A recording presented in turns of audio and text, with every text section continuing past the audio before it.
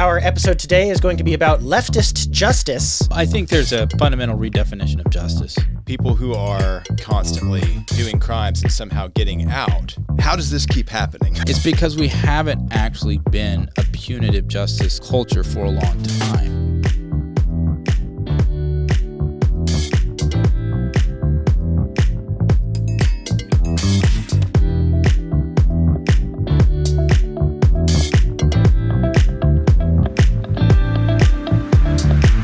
Hello, and welcome to the Pop Culture Contrarian podcast with Thomas, Sterling, and Andrew. Hello. Hey, guys. Our episode today is going to be about leftist justice. I don't even know what that means. No one knows what it means, but it's provocative. No, it's not. It's Gets gross. the people going. It's No, disgusting. that's enough! Justice isn't the right word. We'll figure out what to call it, but they think it's justice. No justice, no peace. There you go. Before we get started, go check out patriotshop.us and buy a shirt or a mug or a book or something like that. There's all sorts of great stuff, stickers. Go find something you like, peace through superior firepower, all sorts of great slogans. The best way to support us is to go to patriotpost.us and subscribe to our free daily newsletter. It comes out Monday through Friday at noon. Go do that, and let's get started. I suggested this topic today because it's something that's relevant to what we're seeing in pop culture and in public events.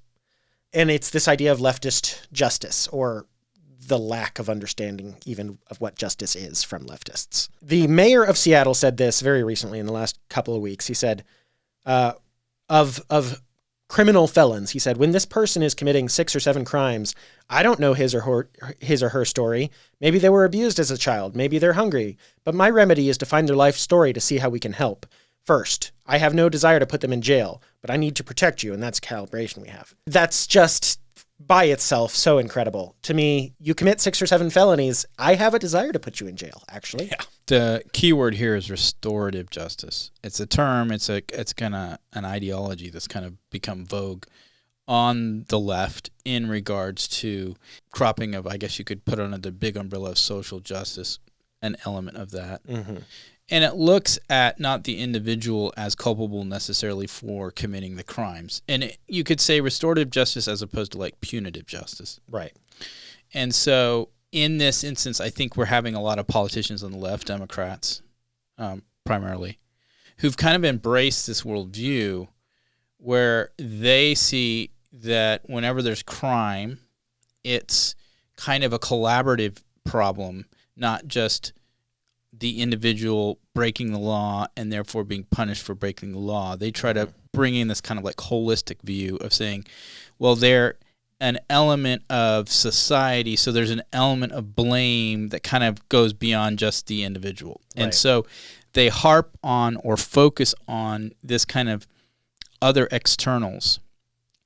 And therefore, it makes it much harder in their view, to blame the individual or hold the individual to account because they're seeing other factors that played into the behavior of this individual. Mm-hmm. Which is what he's basically saying right there. Yeah, that's what he's saying, and that is, I think, the entire problem. The idea itself, restorative justice, might make sense if we saw evidence of the restoration occurring. Touché. If we saw evidence of someone with 6 or 7 felonies going into the system of restorative justice and then coming out and starting a Fortune 500 company, then maybe I'd have a different opinion. Mm-hmm. I don't think there's any evidence of that. Yeah. Well, I think there's a fundamental redefinition of justice, honestly. That's probably the root of it. Mm-hmm. I would say one way you could define it is giving people what they deserve, right? Because there's a justice in saying, I worked my 40 hours and justice would be I get paid the money that I'm due that was agreed upon, right? That's a form of justice, right? Getting what you're due is maybe the best way of kind of defining justice. And so therefore, the laws that we have, if you obey the law, then you need fear no kind of punishment. Mm-hmm. Right? You're obeying, and then the result is you don't have to worry about the cops coming down and arresting you for no reason. Right. But if you do break the law, what you're owed for breaking the law is the punishment that's associated with not following the law. That would seem logical. The key factor there is it's not just you, the criminal, who is owed justice for your actions. It is the person you have committed the crime against who is owed restoration, or at least mitigation of the of the crime that has been committed against right. them. So when you have something like theft of somebody's property, and you could argue, and this is where I think maybe part of this restorative justice element comes in. I don't know for sure. But if you have somebody steal from like you, and if you look at kind of the Old Testament structure for dealing with theft, the person who was the thief is then not only have to pay back what they stole, but also like I think it was 4 times the total or something or double, whatever it was, they had to pay back on top of it. So they had to provide restitution beyond just what they stole. The whole prison system that we've kind of developed in the U.S., there is an element of restitution that's paid, I guess you could say, in some cases, especially civil cases, right? But what you have is when a criminal comes and steals your car and wrecks your car and you're sitting there, this criminal basically doesn't have anything. What do you do in that instance where, well, I'm out a car and this guy can't give me a new car back or a car of equal value that he stole back? What do you do in that instance? And what we basically developed is a penal system that says, for stealing, there is a restitution. We'll take whatever you have to try to pay off the debt. But on top of that, you're also going to do time. Well, and the point is stopping the criminal from committing that crime again. Like whatever the exact details are, the idea is, okay, maybe you can't get your car back, but we can make sure that person never steals a car again. Right. And so that's, I think, part of how our criminal justice system has evolved or developed. There's this element of prison as a punishment. And that punishment is also with the eye of a deterrence. Like, how many times you've said, if you do that, if you're going to do the time, if you're going to do the crime, then you got to be willing to do the time kind of mentality. In other words, there's a punishment for doing wrong. Yeah. It's just that simple. One thing I've always wondered about with the system that we have in the United States, there is an imbalance when it comes to instances of these people, like people who are constantly doing crimes and somehow getting out. But at the same time, the United States has the highest incarceration rate of the first world. And also we have like the highest homicide rate of the first world, which is probably the closest metric that most countries collect basically the same way. I often wonder, like, with that being the case, how does this keep happening? Right. Well, we're dealing with a country that, in the United States, is kind of unique in that we're basically almost the size of the totality of Europe. Yeah. And there you're having a bunch of different cultures, a bunch of different languages, each separate countries, and they're kind of focused on them. So I guess you could maybe take Europe and break it up into the 50 states and say, well, let's look at the different states, see what the different states' crime rates look like, etc. It sort of works a little bit better that way, but still. And that's how the data is set up. It's per capita by country. Right. But one of the things that I would say is I think we're seeing problems with the high rate of homicides, let's say. It's because we haven't actually been a punitive justice culture for a long time. I think we've embraced this kind of restorative justice model increasingly over since the 60s at least. For example, if you murder somebody in cold blood, you should be executed for that. And according to the way our system was set up, you should expect a pretty swift trial. And then, yes, you have an opportunity to appeal, but that should happen relatively quickly. If you don't win your appeal, then there should be the punishment meted out. How many murders do we have in this country every year? And then how many actual executions do we see occurring? I think it was in London, they found that by arresting, it was some absurdly small number, like this might even be too high. It was something like 20% of phone thieves in London. Phone theft went down by something like 80%. Yeah.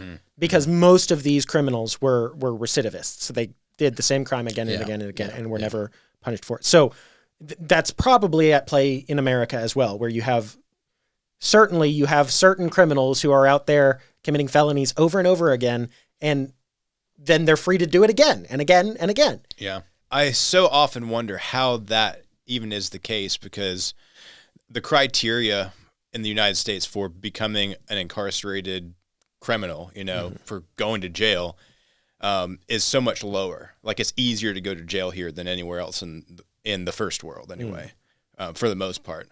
And so it makes no sense to me that that could ever be the case. I just don't understand how, if that is true, and we have like we have longer sentences than other places, how is it that people are just getting out and doing this stuff over and over again?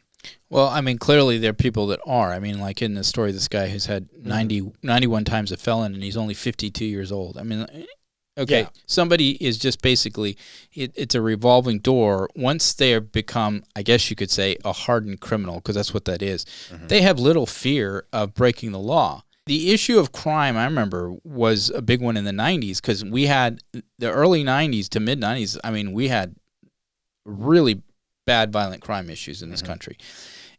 During that time, and one of the ways Congress responded to it, and it was the famous 3 strikes you're out kind of rule that was imposed that said, you know, we're going to really crack down on repeat offenders. Understandably so. You know, if you've done something, a crime that's going to get you put in jail, and you haven't learned after you get out not to do that again, you are a problem for society. You need to be exited from society or prevented from harming society. You can't learn to follow the rules. And I think that was kind of the, you know, we're going to get tough on crime, and it worked. Crime dropped consistently from the mid-90s to late 90s after these laws went into effect, and then continued down on a downward trajectory, and then all of a sudden they've been spiking back up again. And we're starting to see around 2008.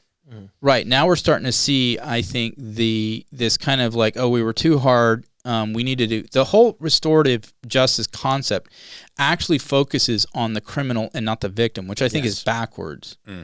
So you mentioned this 91-time felon, Thomas. So I'm going to just share some details from his case. We had a story from the 8th. This 91-time felon had 5 years ago been high on meth and killed 2 people under the influence driving. And he was asking to swap prison time 5 years after the offense, where he's been involved in the court case the entire time.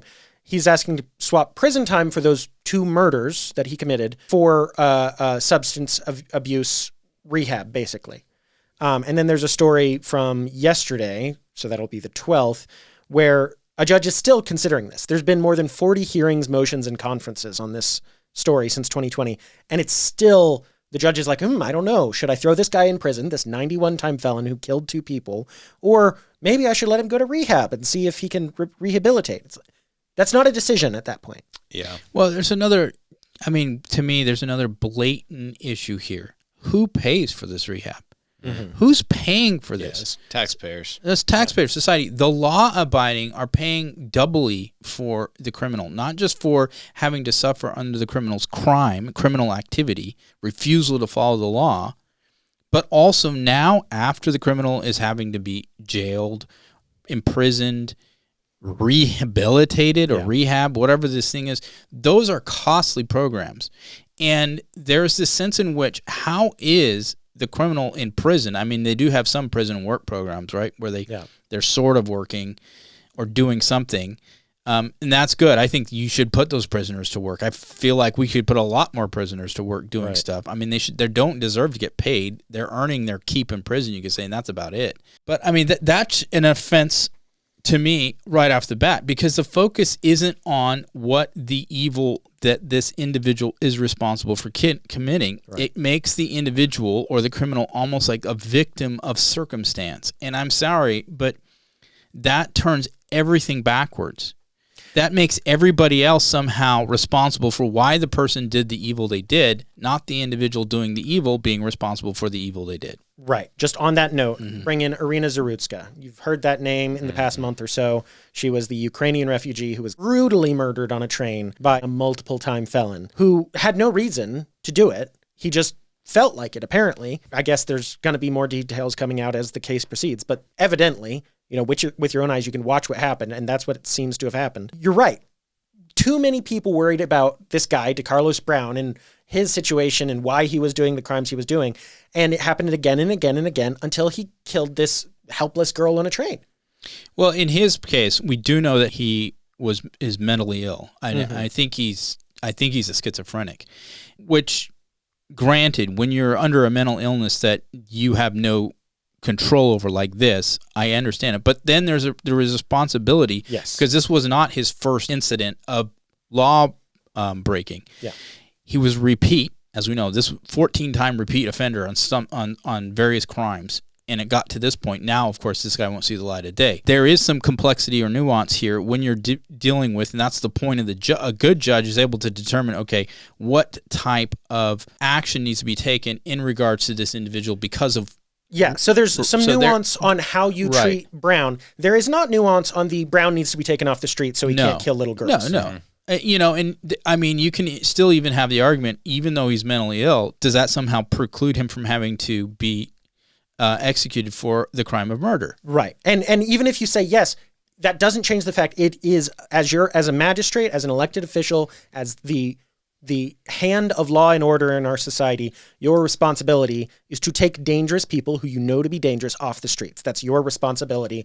What you do beyond that, sure, maybe there's nuance, but the first step has to be take dangerous people off the streets. In too many places in this country, it's not happening. Well, the view of the judge, we have a court system to determine whether or not X crime was committed by X individual. You go to a trial, jury, the jury determines you're guilty. The judge's job then is to, based upon that verdict, in regards to that individual, judge that individual accordingly.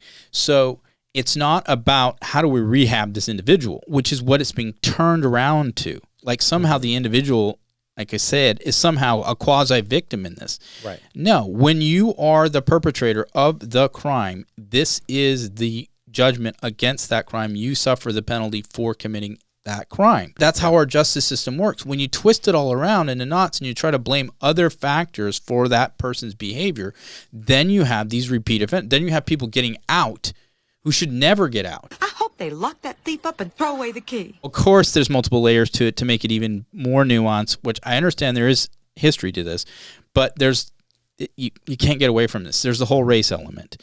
Sure. And we have had a history in this country at times when there was a racial element within the justice code that did mete out justice or injustice, you could say, not justly against people because of their race. Sure. Yeah. Well, and I think that's contributed to, let's get to the pop culture side of this. Okay. Because I showed y'all a few clips. I'm going to reference two TV shows. I'm going to reference the TV show Community and the TV show Good Place. Have either of y'all watched those shows significantly? Yes. Yes. Community, I've never seen Good Place. You have seen Community, though? Yeah, I've seen Community. All right. So in Community, let's start with that one. Towards the end of the show in season 5, there is a scene, but this is a theme you see throughout the show, where it's this ragtag group of classmates that's, stuck together through thick and thin, and they're all, they never live up to their own ideals and they don't quite accomplish what they want. And so there's some empathy there, but there's this speech Annie gives. When do human beings decide which dreams are worthwhile? Look at him. He's one of us. We have to respect each other enough to let each other want what we want. No matter how transparently self-destructive or empty our desires may be. And it doesn't matter if I know it's going to make them unhappy. I have to let them do it, or else I'm a hypocrite. So it's this idea that anyone can just do whatever they want. Basically. Well, I mean, they kind of couched it in self-harm. They didn't talk. If she had said, we got to let them do it, even if it hurts somebody else. Sure. Yeah. They wouldn't put it that way. But there is this kind of sense of almost a false dichotomy here that I can self-harm all I want. It doesn't hurt anybody else. Yeah. Well, and the point is it's laying this bedrock of common understanding in the hearts and minds of the people who watch this show of it is do whatever you want. It's just, there are no rules. There's no right or wrong. There's just what makes you feel good. Oh yeah. And it's laying that bedrock, and then that builds into the kinds of crimes we're talking about. But you're right. Well, yeah. That theme, unfortunately, has been preached for so long. I say no when it feels so good to say yes. If it feels right, it is right kind of mentality, or do what you feel is right, or do what's in your heart, or follow your heart. One of the most dangerous things you can do is follow your heart, because your heart is not trustworthy. The prodigal son, he followed his heart. Yeah. That's what he did. Yeah. There's a saying I heard recently that goes a little like this. Feelings are good servants. They are terrible masters. That it is a cultural movement, and maybe that is what is at the root of all of this. Is this cultural idea of there's no truth being, a massive idea that seems to be permeating all of pop culture, but also it's this idea that just do whatever is right for you, whatever is your truth. And when you're preaching that, you're setting people up for a life that is going to end in destruction. Right. Yeah, and to that point, if you're bought into this philosophical outlook or ideology regarding truth, that everyone is their own arbiter of it, when you're in the justice system, what do you do when you're confronted with somebody who hurts other people for their truth? You somehow have to reconcile that. You somehow have to deal with the fallout of somebody following their own truth and hurting other people. Well, and so you end up with this kind of excuse system that says, well, the only reason they made these vile choices that ended up hurting somebody was because of some negative influence on their life, and they were not loved enough or didn't have enough of a foot up, or they're too far down on the bottom rung or whatever it may be, or somebody was mean to them when they were 6, and so now they're just whatever it may be. There's this excuse system because, in one sense, I think they're almost trying to protect this ideology. And so what you just said is exactly right. And it gets even more complicated when you bring in what has grown out of this whatever feels right ideology. Things like the trans movement. Yeah. So say I'm trans and I'm going before one of these judges who's had these ideas delved into his brain of whatever feels right is right. And there's no truth and, it's all wibbly wobbly, whatever. I'm trans and someone was saying that trans people don't exist. Men are men and women are women and never shall the twain meet. Well, that's transgenocide against me. And so when I actually attacked him, I wasn't initiating the violence. He'd already been violent against me with his words. And you can easily see how this can go off the rails if it's an entire system of people who believe this crap.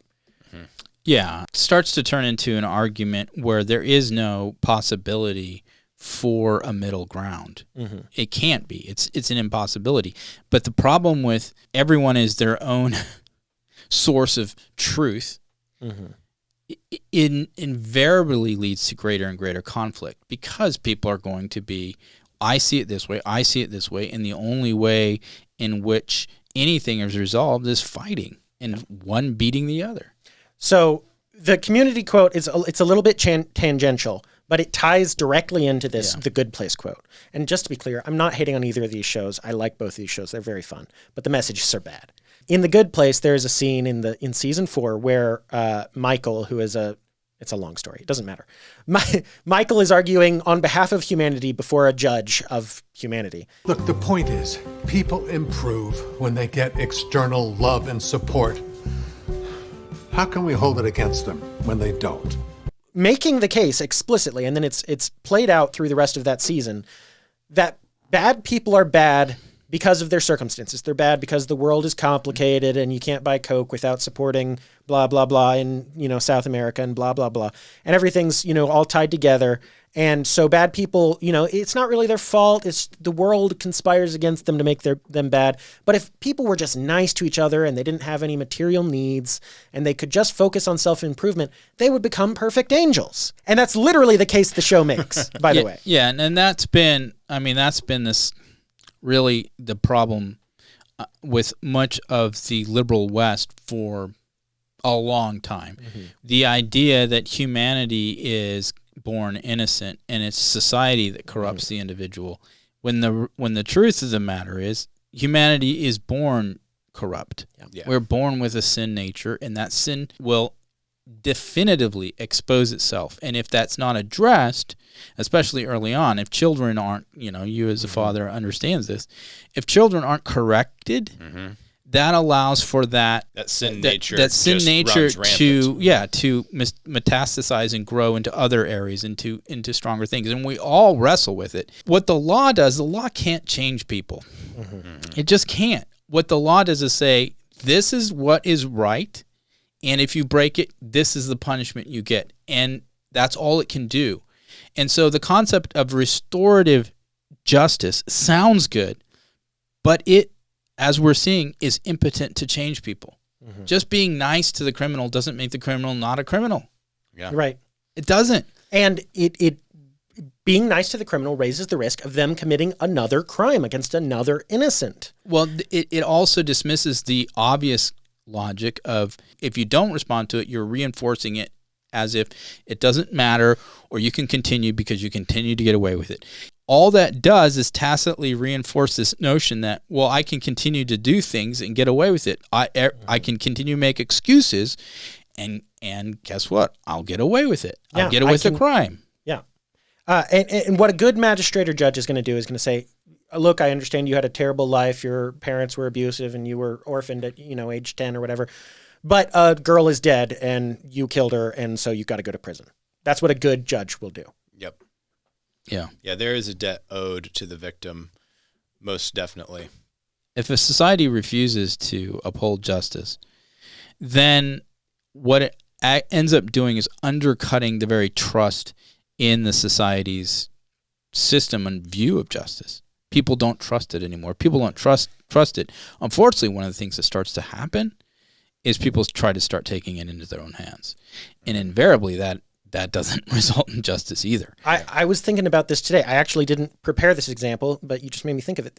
I think this was Britain, a man exposed himself on a bus, just shucked his pants down and was standing around in front of kids. And a couple men intervened and took him down. And those men are now being punished, even though it was indecent exposure on the part of this guy.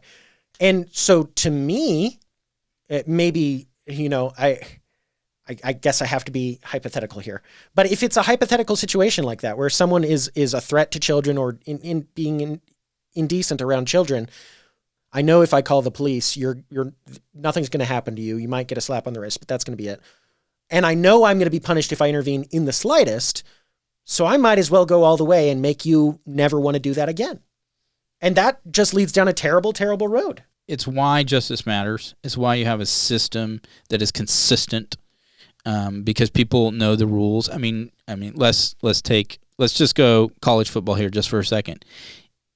Everybody knows how maddening it is if you're watching a game and you have officials inconsistently making calls for one team or the other team. It is absolutely maddening because what you're seeing is injustice at play.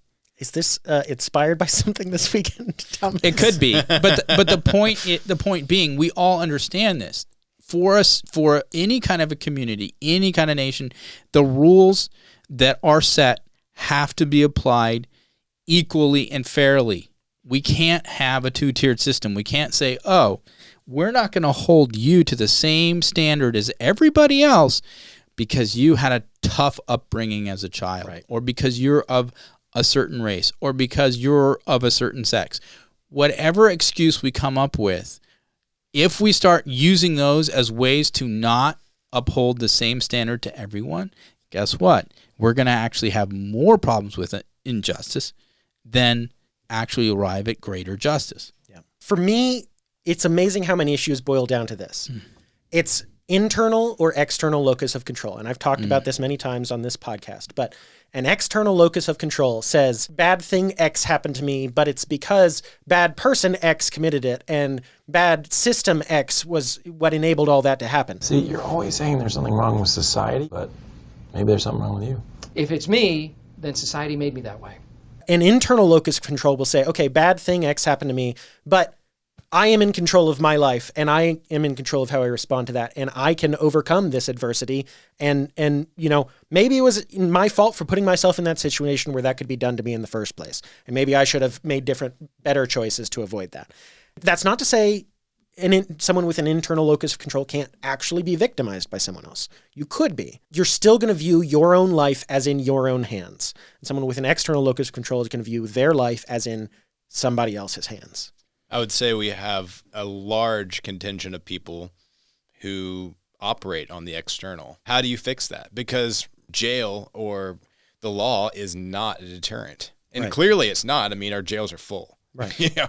It's about what you're teaching the young and teaching people, how you're indoctrinating them. Mm-hmm. And we've seen... And sitcoms are part of that indoctrination. All this. We've seen this kind of training or teaching up people to say the justice system is against you because you're a certain race. Mm-hmm. When you start teaching people to think that way, their behavior is not the reason they got in trouble. It's because of these unjust, dirty cops. Mm-hmm. They're the reason I am, well, you got pulled over because you were speeding. Yeah, no, but that really wasn't the reason I got pulled over. I got pulled over because you hate X.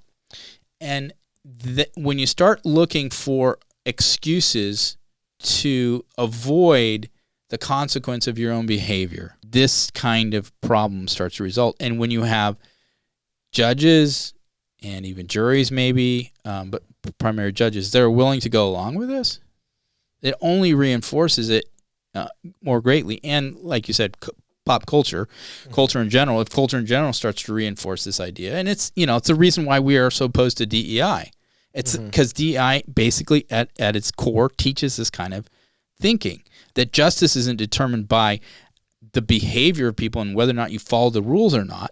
It's determined by, are they the same exactly on equity lines or not? If they're not, therefore you've had injustice done to you, irrespective of how you've behaved as an individual. Mm-hmm. And it propagates itself, because then if you're practicing DEI, then someone who goes out for a job and doesn't get it might wonder, if I, was only trans, would I have gotten that job? And it's propagating the problem. Right. The question of leftist justice, I think, is, does it exist? And my answer is no. Yeah. Yeah.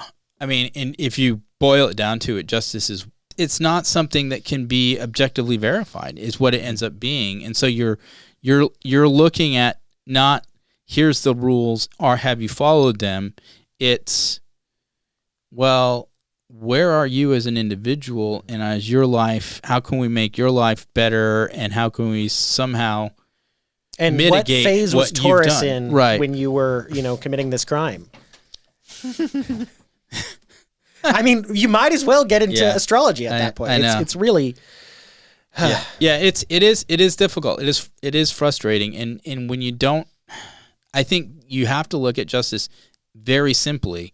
You can have other things you consider, but you have to say, here's the rule, did you follow it or not? Did you get what you deserved? Yeah. That's the question with justice. All right. Well, I think that will do it for our episode on leftist justice, or the lack thereof.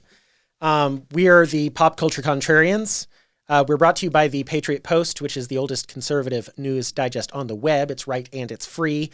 Go subscribe to that, and like and subscribe to us on YouTube, Apple, wherever you find your podcasts. If you're on YouTube, hit that bell icon so you see when we upload a new video. Remember to leave us a comment. Let us know what you'd like to see us talk about. We talked about K-pop Demon Hunters last week. By the way, after a week with those songs in my head, I'm now a big fan. So, good job. And yeah, let us know what we should talk about next. If it's as good as K-pop Demon Hunters, I'll be excited. All right. We'll see you next time. Bye. Bye. See you guys.